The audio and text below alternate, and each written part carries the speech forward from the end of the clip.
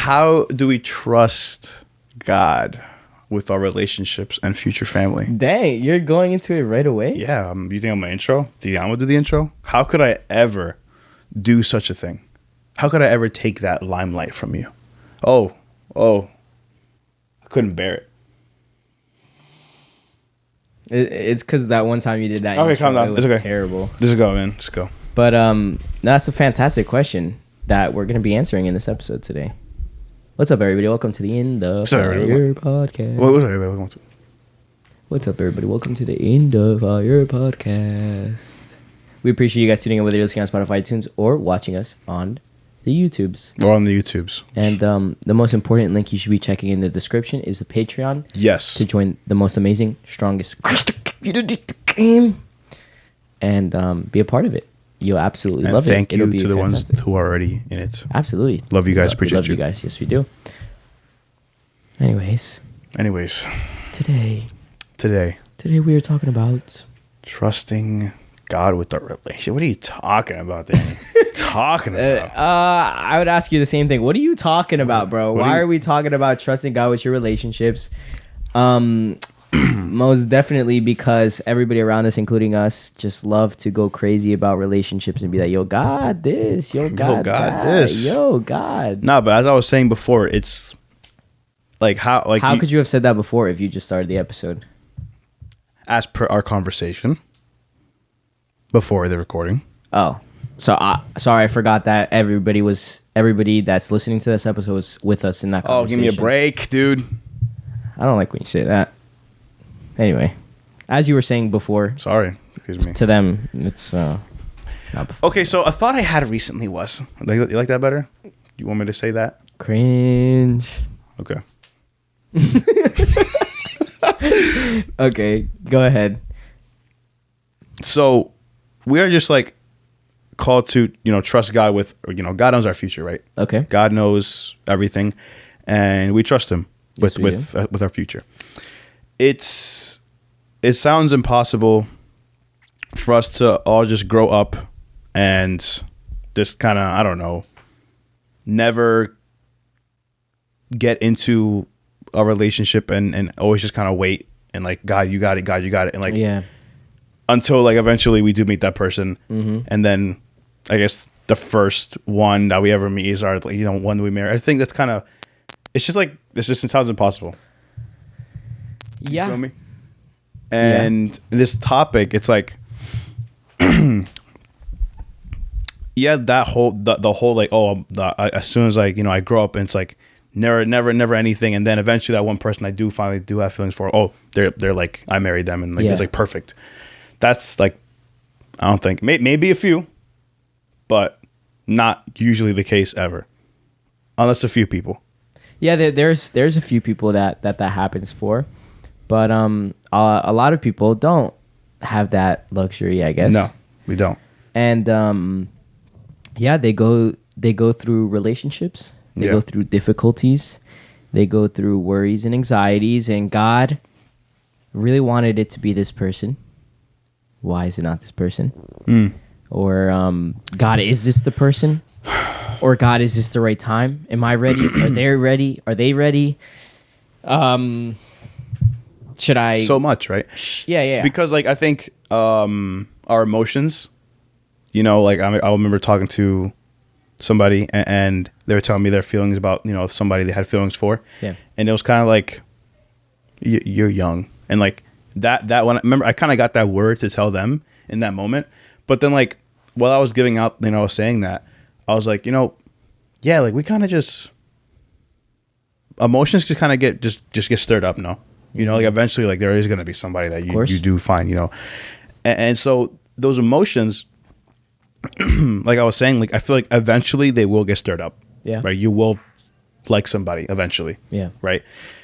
And so the question or like the topic of like, okay, how do we trust God with this? Because this is such a big thing that young adults. I mean, come on, like it's just like every conversation, every we want to know the gossip. Who's with who? Ooh, they like that person. Oh my god, like this just like we just love that. We love that, and because we we love that, and also just because it is important. We have to know how to navigate it and how to Yes. maneuver it. Because if we are aware that emotions will get stirred up eventually, right? The question is, okay, how do we maneuver it when it does happen, right? Is it that anytime you do feel something for somebody, that's the one?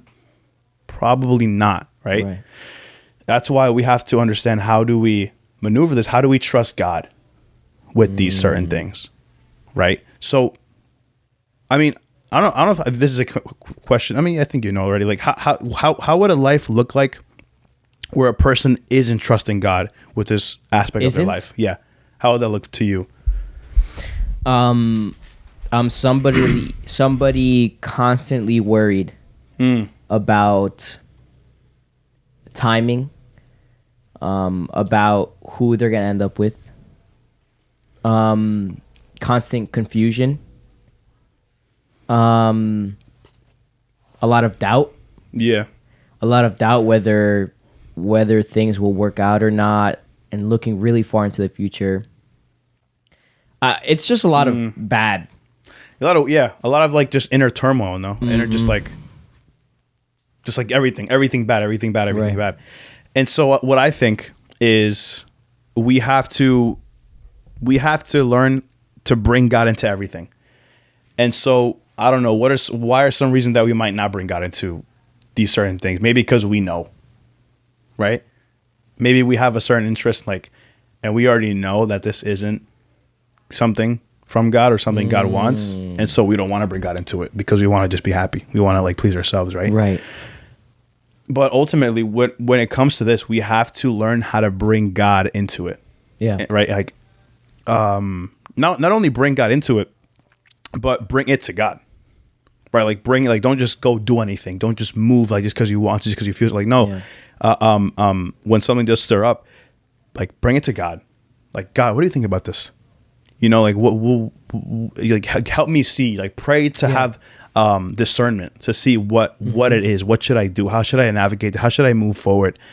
Because then what you're doing is like, you know, you're asking God for guidance on this. You know, God, is this what you want? Because if it's not from you, if it's not what you want, then I don't want it.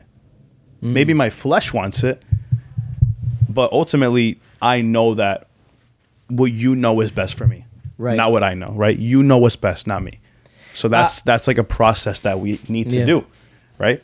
I just think that the issue that we have with that is it's easier to say it than to actually do it. Yeah. I want to say this episode is the easier said than done episode because it really is. Yeah, it is. And it's easy to say, God, I trust you and I know that you have what's best for me. But then when situations don't go the way you wanted them to go, and God's like, hey, this is not something you should be in. It's really hard to see it the way God sees it. Word. Right? And I talk about it a lot, how we only see what's in front of us. We only see how it's making us feel in the moment. Yeah. Right? And when we talk about relationships, when we talk about our future partner, this is a person that you're going to be with for a long time. This is a person you are going to go to war with alongside you. You know, this is a person that is going to be the parent of your children. Yeah. This person is going to be your everything. And so in the moment it makes you happy. Yeah. In the moment it's like, God, I really want this. I can make it work.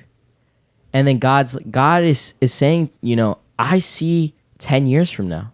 I see 20 years from now. I see 30 years from now. I know what's best for you. And that's really hard. And it's really hard. And we talked about surrendering control. And we say, and so it's difficult for us to be like, okay, God, I trust you with my relationships. Yeah. Because what we're saying is, God, I trust you to guide me to someone that it could be a potential partner to me. I trust you to stop me from getting into relationships that I shouldn't be in. And it's a lot of trust that we need to give God. And it's easier to just say, I trust you, God. Yeah, and also I think a lot of self-control. Right? 'Cause maybe some people may not want to wait and just kind of jump ahead. That was my number one point for this episode. Was patience. Don't say that word here. Yeah, that word Don't is say like that, banned. That banned. We don't want to hear that, Danny. I think the number one reason that we get into trouble when it comes to relationships especially is lack of patience. I think we've grown up in a culture, especially now, where we want everything now. We want the marriage now. We want the relationship now.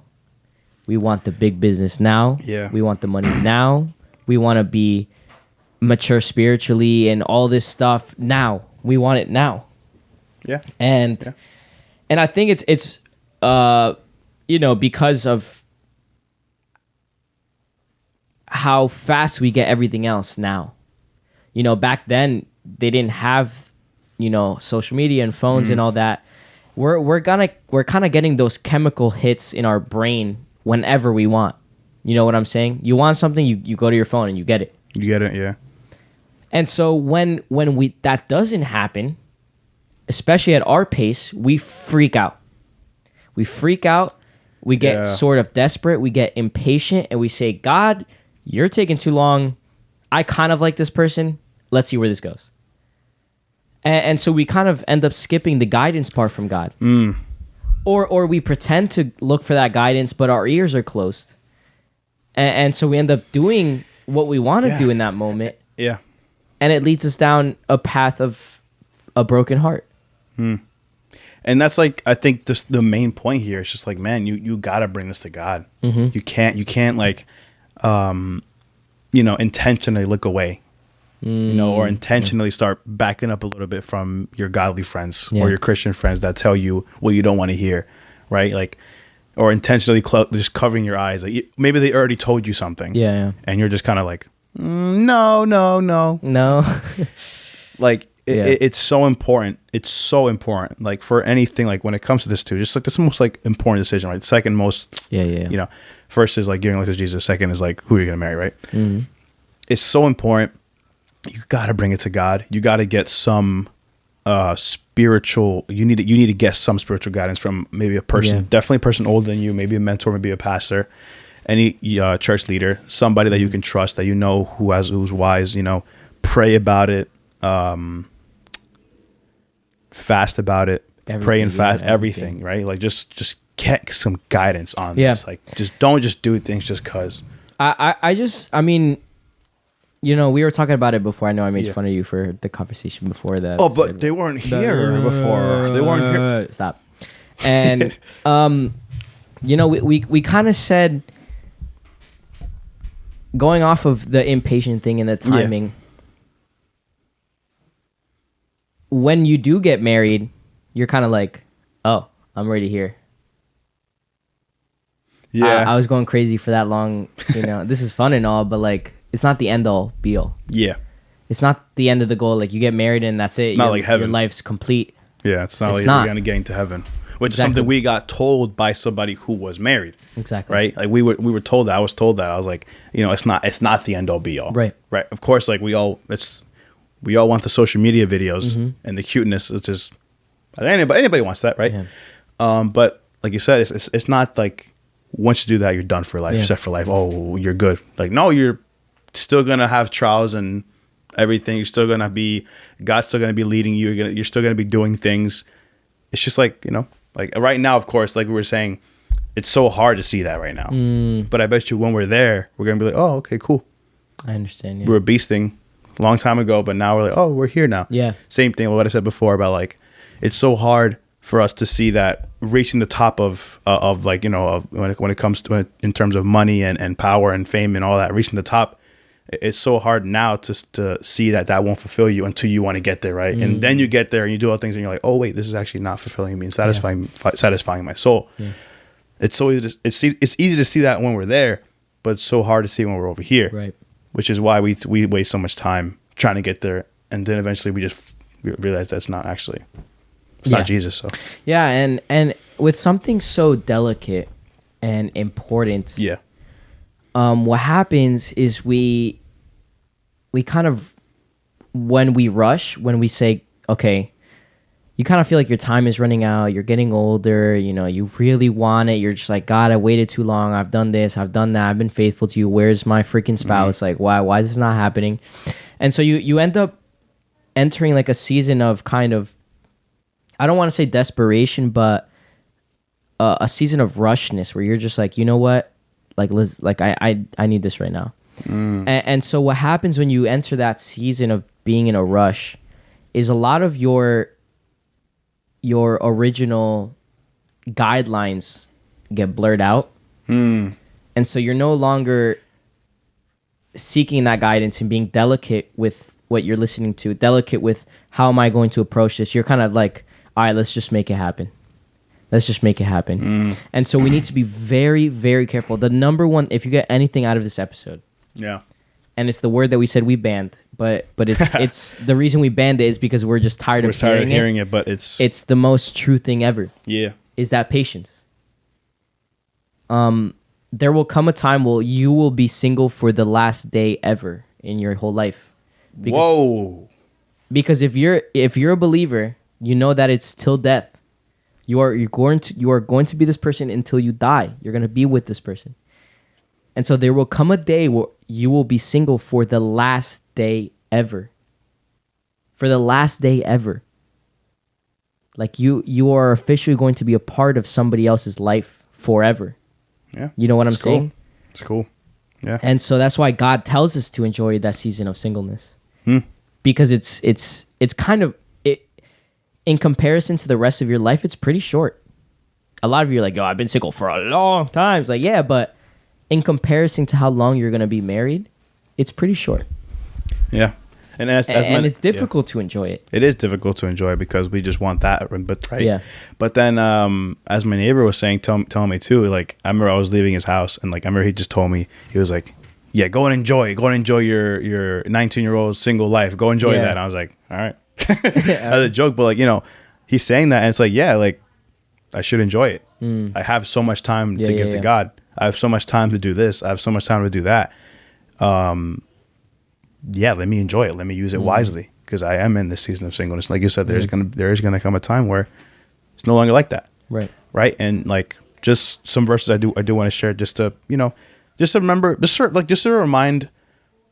I feel like it's just, this episode is like a reminder that God is in control, right? Versus like, be still and know that I am God. Plain and simple. I was reading and it said that like an article that verse, right, was said in the midst of like war and battle, right? So it's kind of like in that time they were saying, be still and know that I am God. So right now maybe your mind feels like a war and it feels like a battle. So that verse, be still and know that I am God. Like just meditate on that. Just like imagine like people are in a war, but they're saying that verse like, okay, I'm in a war right now, but I gotta be still because God is God. I know that God is God. That verse just spoke to me right now. That's awesome. Yeah, it's really cool, and like that's a verse too, just to like meditate on it. Like, bro, like God is God. He will guide us. He will lead you. He knows what's best for you. Jeremiah 29:11. He knows the plans and purpose He has for you. Hope in the future. You guys know this. Another verse, Psalms, where is it? Right here.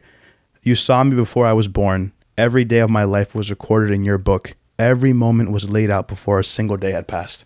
He knows your days. He has it written. He knows. That's it. Like, it's just like, that's the trust part. You know, like trust requires action, you know? Yeah. No, I love everything you just said. I guess another thing I want to say is that we shouldn't overcomplicate things. Like, it sounds in a way that we were saying complicate things by bringing it to God. Make sure you're praying, you're fasting. Yes, do all that. It's wise. It's wise. 100%. And yes, do that, please.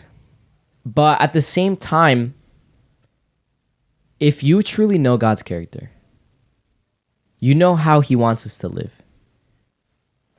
Do you think He's fine with seeing us being stressed and worried and anxious about who it's going to be, when it's going to be, how it's going to be. No. Yeah. No, and I feel every time that I feel that, I know it's not from God. Every time that I'm stressed and I'm like, yo, God, is this person it? Is this person not it? Should I do this? Should I not do this? And God is just like, listen, relationships, marriage was a blessing for me. It was supposed to be something fun, something beautiful. Don't bring anxiety, don't bring stress and worry into this. I'm telling you, I've got you. And the theme of this month is God saying, I've got you. Do you trust me? And it's the same thing when it comes to relationships. Is, okay, God, we need to get to a point where it's like, you know what, God? I trust you. I trust you, and I need to focus on you right now. Yeah. Because that is another point. We need to shift our focus. We are so hyper-focused on the other person. Yeah. So much of the other person. And I've said it before. What if you do get that other person and you were so worried about that other person the whole time that you forgot to work on yourself? You forgot to work on your relationship with God. Yeah. Wow. I love that. And so we need to shift our focus. We need to be patient. We need to not overcomplicate things and not bring stress and anxiety into this stuff, because it's supposed to be something fun. We're supposed to be enjoying our single life, hanging out with people, learning more about people, introducing ourselves to new people, and connecting with new people, but not being stressed about it, not being so worried, not living life day by day with a constant war going on in our heads. Yeah. Because that's not how God wants us to live. And so why are we living like that? Because of that distrust that we have in God. That lack of trust that we have in God leads us to having that war in our heads. Because when you get to a point of truly trusting God, you're saying, God, here it is. What happens, happens. I trust you. I trust you that you're going to bring me to the person that I need to be, to my potential partner. Yeah. I trust that you're going to guide me and create character in me to prepare me for that person and prepare them for me. God, I just trust you. I trust you. I don't need to worry about that. I don't. And it's a difficult place to get to. Yeah. And it takes work and it takes our effort. Yeah. Because we're human. Naturally, we want those relationships. We want it now. We want it to go our way at our time with our person. And God's like, no. You need to wait. And you need to trust me. Yeah. And surrendering control is hurtful. It sucks. Yeah. To be honest. It does. But also, like I was saying before about how, like, it seems so impossible for us to grow up and kind of just stay pure for like forever, right? Until we meet that person. You know what I mean? And I don't know. I thought about this verse. It says in the Psalms where, I don't know if it was David who wrote it, but it says in Psalms 119, 9-16, right? The first verse is, how can a young person stay pure? How? It is the perfect title to the Psalms, yeah. It's like, how can it, it's like hard. It's like, it's impossible. It's scientifically, like everything. It's like, it's just hard. Like, how can a young person stay pure? Right. But as I was reading, I kind of just saw something. So in the NLT version, right, it says, how can a young person stay pure? By obeying your word. I have tried hard to find you. Don't let me wander from your commands. I have hidden your word in my heart that I might not sin against you. I praise you, O Lord. Teach me your decrees. I have recited aloud all the regulations you have given us. I have rejoiced in your laws as much as in riches. I will study your commandments and reflect on your ways. Yeah. I will delight in your decrees and not forget your word. So this whole passage, I saw like kind of like a guideline, right? The question in the beginning was, how can a young person stay pure? Yeah. And I saw the answers in the passage. By obeying your word. I have hidden your word in my heart. I praise you, O Lord. I have recited aloud. I have rejoiced in your laws. I will study your commandments and reflect on your ways. I will delight in your decrees and not forget your word. So I see obey, hide, like hidden your word, praise, recite, rejoice, study, reflect, and delight. Oh. Basically like an entire, if you guys can look at this too, it's really cool. Psalms 119, 9-16, NLT version, it's basically giving you a guideline. It's saying, how can you obey the word, right? In another version for verse 10, it says seek. Seek. We know that. Right. Obey. Seek. Hide his word in your heart. Praise him. Recite the verses. Rejoice in the verses. Study the verses. Reflect on your ways, on God and how God moves. Yeah. Delight in the word and don't forget it. That's beautiful. Right? It gives you a guideline. How can I stay pure? The word. Obey it. Reflect on it. Seek it. Delight in it. Study it. Recite it. Say it aloud. It's giving you a guideline on how a young person can stay pure. And so I feel like this is what should be our focus, right? Trust the Lord. Lord, I trust you that you do I trust you 100%, but I'm going to do this. Yeah. I'm going to obey you. I'm going to do all that. Hide your word in my heart. Seek you first. Delight in your word. Recite it. Study it. That's what I'm going to do. And I just thought of it right now, but when you used to sit in class and you just dislike the class so much, you want to get out of there so fast, dude. And so you're staring at the clock and it makes it way, way longer. Yeah. It makes it feel like forever. And so along with patience, it's not, that's the beauty of handing it to God and letting, and just trusting him, is that you're not thinking about it 24/7 anymore. And so that's the equivalent of staring at the clock. Word, I like that. Yeah. When you're just staring at the clock, like, all right, 1 year went by. God, I'm getting a little older. Where's my spouse? God, this, God. And you're always thinking about it in time, and you're thinking about time, and you're staring at the clock. It's going to feel like forever. But when you focus on that verse, when you go verse by verse, and you say, I'm going to seek, I'm going to recite, I'm going to study, all that, soon enough, you'll turn around, you'll be like, oh, shoot, there's my spouse. Yeah. And that's something that I've learned, especially in beautiful marriages that I see now, is their spouse didn't come while they were staring at the clock. Ever. I can't think of a marriage at the top of my head that was given from God where they were staring at the clock. They weren't. They were both focused on God. They were both focused on their purpose, and all of a sudden they bumped into their spouse. And so for you, I encourage you, be patient, but in that patience, don't stare at the clock.